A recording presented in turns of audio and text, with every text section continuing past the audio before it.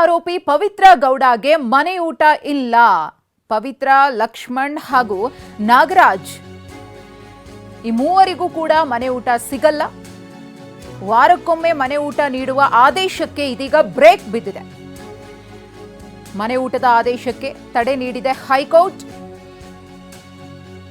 ಪವಿತ್ರ, ಲಕ್ಷ್ಮಣ್ ಮತ್ತು ನಾಗರಾಜ್ಗೆ ವಾರಕ್ಕೊಮ್ಮೆ ಮನೆ ಊಟ ಕೊಡುವಂತೆ 57ನೇ ಸಿಸಿಎಚ್ ಕೋರ್ಟ್ ಆದೇಶವನ್ನ ನೀಡಿತ್ತು. ಈ ಆದೇಶವನ್ನ ಪ್ರಶ್ನೆ ಮಾಡಿ ಹೈಕೋರ್ಟ್ಗೆ ಸರ್ಕಾರ ಅರ್ಜಿಯನ್ನ ಸಲ್ಲಿಕೆ ಮಾಡಿತ್ತು. ಅರ್ಜಿ ವಿಚಾರಣೆಯಾಗಿದೆ. ಅರ್ಜಿ ವಿಚಾರಣೆಯನ್ನು ನಡೆಸಿ ಹೈಕೋರ್ಟ್ ಆದೇಶವನ್ನ ನೀಡಿದೆ. ಮನೆ ಊಟವನ್ನ ಕೊಡಬೇಡಿ ಅಂತ ಹೇಳಿ ಹೈಕೋರ್ಟ್ನಿಂದ ಏನ್ ಕಾರಣ ಸಿಕ್ಕಿದೆ ಅನ್ನೋದ್ರ ಬಗ್ಗೆಯೂ ಕೂಡ ಮಾಹಿತಿಯನ್ನ ಕೊಡ್ತೀವಿ. ಮೊದಲಿಗೆ ಜೈಲಿನ ಊಟ ಸೆಟ್ ಆಗಲ್ಲ, ಒಂದಷ್ಟು ಸಮಸ್ಯೆ ಆಗ್ತಿದೆ ಅಂತ ಹೇಳಿ ಮನೆ ಊಟಕ್ಕೆ ಮನವಿಯನ್ನ ಮಾಡಿಕೊಂಡಿದ್ರು. ಪ್ರತಿದಿನ ಮನೆ ಊಟ ಸಿಗೋ ರೀತಿಯಲ್ಲಿ ಅವಕಾಶವನ್ನು ಮಾಡಿಕೊಡ್ಬೇಕು ಅಂತ ರಿಕ್ವೆಸ್ಟ್ ಮಾಡ್ಕೊಂಡಿದ್ರು ಕೋರ್ಟ್ ಬಳಿ. ಆದರೆ ಅದು ಸಾಧ್ಯವಾಗೋದಿಲ್ಲ ಅಂತ ಹೇಳಿ ವಾರಕ್ಕೊಮ್ಮೆ ಮನೆ ಊಟಕ್ಕೆ 57ನೇ ಸಿಸಿಎಚ್ ಕೋರ್ಟ್ ಆದೇಶವನ್ನ ಕೊಟ್ಟಿತ್ತು. ವಾರಕ್ಕೊಮ್ಮೆ ಮನೆ ಊಟಕ್ಕೆ ಆದೇಶ ಕೊಟ್ಟ ಮೇಲೂ ಕೂಡ ಜೈಲಧಿಕಾರಿಗಳಿಂದ ತಮಗೆ ಮನೆ ಊಟ ಸಿಗ್ತಿಲ್ಲ ಅಂತಾನು ನ್ಯಾಯಾಂಗ ನಿಂದನೆಯ ಆರೋಪವನ್ನು ಮಾಡಿದ್ರು. ಅದ್ರ ಬಗ್ಗೆಯೂ ಕೂಡ ಪ್ರಶ್ನೆ ಎತ್ತಿದ್ರು ಆರೋಪಿಗಳು. ಆದರೆ ಇದೀಗ ವಾರಕ್ಕೊಮ್ಮೆ ಸಿಗುವಂತಹ ಮನೆ ಊಟಕ್ಕೂ ಕೂಡ ಬ್ರೇಕ್ ಬಿದ್ದಿದೆ. ಸುಪ್ರೀಂ ಕೋರ್ಟ್ ಆದೇಶ ಉಲ್ಲೇಖಿಸಿದೆ ಹೈಕೋರ್ಟ್. ವಿಶೇಷ ಸವಲತ್ತು ನೀಡಿದ್ರೆ ಕ್ರಮ ಅಂತ ಸುಪ್ರೀಂ ಕೋರ್ಟ್ ಹೇಳಿಕೆಯನ್ನ ಕೊಟ್ಟಿತ್ತು. ಹಾಗಾಗಿ ಸುಪ್ರೀಂ ಕೋರ್ಟ್ ಹೇಳಿಕೆಯನ್ನ ಉಲ್ಲೇಖ ಮಾಡಿ ವಾರಕ್ಕೊಮ್ಮೆ ಸಿಗಬೇಕಾದಂತಹ ಮನೆ ಊಟಕ್ಕೂ ಕೂಡ ಇದೀಗ ಬ್ರೇಕ್ ಅನ್ನ ಹಾಕಿ ಹೈಕೋರ್ಟ್ ಆದೇಶವನ್ನ ನೀಡಿದೆ.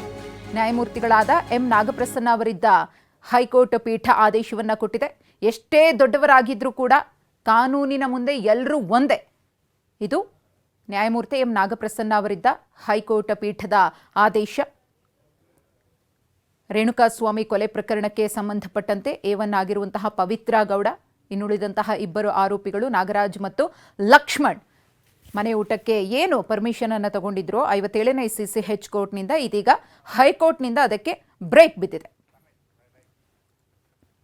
ಈ ಕುರಿತು ಮತ್ತಷ್ಟು ಮಾಹಿತಿಯನ್ನು ಕೊಡೋದಕ್ಕೆ ನಮ್ಮ ಪ್ರತಿನಿಧಿ ರಮೇಶ್ ಇದೀಗ ನೇರ ಸಂಪರ್ಕದಲ್ಲಿದ್ದಾರೆ. ರಮೇಶ್, ವಾರಕ್ಕೊಮ್ಮೆ ಮನೆ ಊಟಕ್ಕೆ ಆದೇಶವನ್ನ ಕೊಡಲಾಗಿತ್ತು 57ನೇ ಸಿಸಿಎಚ್ ಕೋರ್ಟ್ನಿಂದ. ಆದರೆ ಹೈಕೋರ್ಟ್ ಇದೀಗ ಅದನ್ನು ರದ್ದುಪಡಿಸಿದೆ.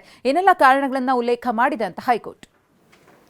ಮಧುಶ್ರೀ, ಹಿಂದೆ ಸುಪ್ರೀಂ ಕೋರ್ಟ್ ಸ್ಪಷ್ಟವಾಗಿ ಹೇಳಿತ್ತು, ಈ ಕೇಸ್ನ ಯಾವುದೇ ಆರೋಪಿಗಳಿಗೂ ಕೂಡ ಯಾವುದೇ ವಿಶೇಷ ಸವಲತ್ತನ್ನು ಕೊಡಬಾರ್ದು, 5 ಸ್ಟಾರ್ ಟ್ರೀಟ್ಮೆಂಟನ್ನು ಕೊಡಬಾರ್ದು. ಒಂದು ವೇಳೆ ಕೊಟ್ಟರೆ ಜೈಲು ಅಧಿಕಾರಿಗಳ ವಿರುದ್ಧ ಕ್ರಮ ಆಗುತ್ತೆ, ಜೈಲು ಸೂಪರಿಂಟೆಂಡೆಂಟ್ ವಿರುದ್ಧ ಕ್ರಮ ಆಗುತ್ತೆ ಅಂತೇಳಿ ಸ್ಪಷ್ಟವಾದ ಒಂದು ಎಚ್ಚರಿಕೆಯನ್ನು ಸುಪ್ರೀಂ ಕೋರ್ಟ್ ಈ ಹಿಂದೆನೇ ನೀಡಿತ್ತು. ಅದಾದಮೇಲೂ ಕೂಡ ಅಂದರೆ ಟ್ರಯಲ್ ಕೋರ್ಟ್ 57ನೇ ಸಿಸಿಎಚ್ ಕೋರ್ಟ್ನಲ್ಲಿ ವಿಚಾರಣೆ ನಡೆದು ಅಂದರೆ ನಾಗರಾಜು, ಲಕ್ಷ್ಮಣ್ ಮತ್ತು ಪವಿತ್ರ ಗೌಡ ಅವರು ಒಂದು ಅರ್ಜಿ ಸಲ್ಲಿಸಿದ್ರು. ನಮಗೆ ಮನೆ ಊಟಕ್ಕೆ ಅವಕಾಶ ಕೊಡಬೇಕು ಅಂತೇಳಿ ಮನವಿಯನ್ನು ಮಾಡಿದರು. ಕೋರ್ಟ್ ಮನೆ ಊಟಕ್ಕೆ ಅವಕಾಶವನ್ನು ಕೊಟ್ಟಿತ್ತು. ಆಗ ಜೈಲಧಿಕಾರಿಗಳು ಮತ್ತೆ ಸ್ಪಷ್ಟನೆ ಕೋರಿ ಕೋರ್ಟ್ಗೆ ಅರ್ಜಿಯನ್ನು ಸಲ್ಲಿಸಿದ್ರು. ಆಗ ಕೋರ್ಟ್ ಪ್ರತಿನಿತ್ಯ ಬೇಡ, ವಾರಕ್ಕೊಂದ್ಸಲ ಕೊಡಿ, ಮತ್ತು ವೈದ್ಯರು ಸಲಹೆ ನೀಡಿದ್ರೆ ಎಲ್ಲರಿಗೂ, ಅಂದರೆ ದರ್ಶನ್ ಸೇರಿದಂತೆ ಎಲ್ರಿಗೂ ಕೂಡ ಕೊಡಬಹುದು ಅಂತೇಳಿ ಕೋರ್ಟ್ ಆದೇಶವನ್ನು ಕೊಟ್ಟಿತ್ತು. ಇದನ್ನು ಪ್ರಶ್ನೆ ಮಾಡಿ ಜೈಲು ಅಧಿಕಾರಿಗಳು ಮತ್ತು ಸರ್ಕಾರ ಹೈಕೋರ್ಟ್ಗೆ ಅರ್ಜಿಯನ್ನು ಸಲ್ಲಿಸಿದ್ರು. ಅವ್ರ ವಾದ ಏನು ಅಂತಂದರೆ ಸುಪ್ರೀಂ ಕೋರ್ಟ್ ಏನು ಹೇಳಿದೆ ಅದಕ್ಕೆ ವಯೋಲೇಷನ್, ಅಂದರೆ ಅದನ್ನು ಉಲ್ಲಂಘಿಸಿ ಟ್ರಯಲ್ ಕೋರ್ಟ್ ಆದೇಶವನ್ನು ಮಾಡಿದೆ. ಸುಪ್ರೀಂ ಕೋರ್ಟ್ ಸ್ಪಷ್ಟವಾಗಿ ಹೇಳಿದೆ ಯಾವುದೇ ವಿಶೇಷ ಸವಲತ್ತು ಕೊಡಬಾರ್ದು ಅಂತೇಳಿ. ಆದರೂ ಕೂಡ ಟ್ರಯಲ್ ಕೋರ್ಟ್ ಈ ರೀತಿ ಸವಲತ್ತು ಕೊಡಿ ಅಂತೇಳಿ ಆದೇಶ ಮಾಡಿದೆ. ಒಂದು ವೇಳೆ ಕೊಟ್ಟರೆ ಆಗ ಸುಪ್ರೀಂ ಕೋರ್ಟ್ ಜೈಲು ಅಧೀಕ್ಷಕರ ವಿರುದ್ಧ ಕ್ರಮ ಕೈಗೊಳ್ಳಬಹುದು. ಹೀಗಾಗಿ ಈ ಆದೇಶಕ್ಕೆ ತಡೆಯಾಜ್ಞೆ ಕೊಡಬೇಕು. ಜೊತೆಗೆ ಜೈಲಿನಲ್ಲಿ ಈಗಾಗಲೇ 4 ಸ್ಟಾರ್ ಒಂದು ಊಟವನ್ನು ಕೊಡಲಾಗ್ತಾ ಇದೆ. ಯಾಕಂದರೆ FSSAI ಏನಿದೆ, ಫುಡ್ ಸೇಫ್ಟಿ ಸ್ಟ್ಯಾಂಡರ್ಡ್ಸ್ ಏನಿದೆ, ಅದ್ರ ಪ್ರಕಾರ 4 ಸ್ಟಾರ್ ಗುಣಮಟ್ಟದ ಒಂದು ಆಹಾರವನ್ನು ಈಗಾಗಲೇ ಎಲ್ಲ ಕೈದಿಗಳಿಗೂ ಕೂಡ ನೀಡಲಾಗ್ತಾ ಇದೆ. ಇವ್ರಿಗೆ ಮಾತ್ರ ವಿಶೇಷ ಸವಲತ್ತು ಕೊಡುವಂಥದ್ದು ಸರಿ ಇಲ್ಲ. ಇವರು ಕೊಟ್ಟರೆ ಇತರ ಕೈದಿಗಳು ಕೂಡ ನಮಗೂ ಕೂಡ ಸವಲತ್ತು ಕೊಡಿ ಅಂತೇಳಿ ಕೇಳ್ತಾರೆ, ಮನೆ ಊಟ ಕೊಡಿ ಅಂತ ಕೇಳ್ತಾರೆ. ಆಗ ಜೈಲಿನಲ್ಲಿ ಪರಿಸ್ಥಿತಿ ನಿರ್ವಹಣೆ ಮಾಡೋದು ಕಷ್ಟ ಆಗುತ್ತೆ ಅಂತೇಳಿ ಸರ್ಕಾರದ ಪರ ವಕೀಲರು ವಾದ ಮಂಡನೆಯನ್ನು ಮಾಡಿದ್ರು. ಕೋರ್ಟ್ ಇದನ್ನು ಗಂಭೀರವಾಗಿ ಪರಿಗಣಿಸಿ ಸುಪ್ರೀಂ ಕೋರ್ಟ್ ಆದೇಶವನ್ನು ಕೂಡ ಉಲ್ಲಂಘಿಸಿ, ಕಾನೂನಿನ ಮುಂದೆ ಯಾರೂ ದೊಡ್ಡವರಲ್ಲ, ಎಲ್ಲರೂ ಕೂಡ ಸಮಾನರು. ಸುಪ್ರೀಂ ಕೋರ್ಟ್ ಕೂಡ ಸ್ಪಷ್ಟವಾಗಿದೆ, ಹೇಳಿದೆ ಯಾವುದೇ ವಿಶೇಷ ಸವಲತ್ತನ್ನು ಯಾವುದೇ ಕೈದಿಗಳಿಗೆ ಕೊಡಬಾರ್ದು ಅಂತೇಳಿ. ಜೈಲು ಕೈಪಿಡಿಯಲ್ಲಿ ಕೆಲವೊಂದು ವಿಶೇಷ ಸಂದರ್ಭದಲ್ಲಿ ವೈದ್ಯರ ಸೂಚನೆ ಮೇರೆಗೆ IG ಅನುಮತಿ ಪಡೆದು ಬಹಳ ಕಠಿಣವಾದ ಸಂದರ್ಭದಲ್ಲಿ ಮಾತ್ರ ಮನೆ ಊಟಕ್ಕೆ ಅವಕಾಶ ಇದೆ. ಆದರೆ ಇದೆಲ್ಲವನ್ನು ಕೂಡ ಉಪೇಕ್ಷಿಸಿ ಟ್ರಯಲ್ ಕೋರ್ಟ್ ಈ ರೀತಿ ಮನೆ ಊಟಕ್ಕೆ ಆದೇಶ ನೀಡಿರುವಂಥದ್ದು ಸರಿ ಇಲ್ಲ ಅಂತೇಳಿ ಸ್ಪಷ್ಟವಾಗಿ ಹೇಳಿ ಈಗ ಟ್ರಯಲ್ ಕೋರ್ಟ್ ಏನು ಆದೇಶವನ್ನು ಕೊಟ್ಟಿತ್ತು, ವಾರಕ್ಕೊಮ್ಮೆ ಮನೆ ಊಟ ಕೊಡಬೇಕು ಮತ್ತು ವೈದ್ಯರು ಸೂಚಿಸಿದರೆ ಎಲ್ಲ ಆರೋಪಿಗಳಿಗೂ ಕೂಡ ಮನೆ ಊಟವನ್ನು ಕೊಡಬೇಕು ಅಂತ, ದರ್ಶನ್ ಸೇರಿದಂತೆ ಎಲ್ಲ ಆರೋಪಿಗಳಿಗೂ ವೈದ್ಯರು ಸೂಚಿಸಿದರೆ ಮನೆ ಊಟ ಕೊಡಬೇಕು ಅಂತೇಳಿ ಏನು ಆದೇಶ ಕೊಟ್ಟಿತ್ತು.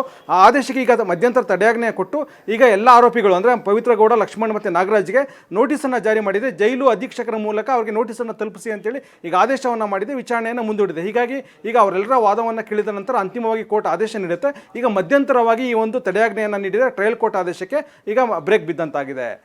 ಮಧುಶ್ರೀ, ಧನ್ಯವಾದ ರಮೇಶ್ ತಮ್ಮ ಮಾಹಿತಿಗಾಗಿ.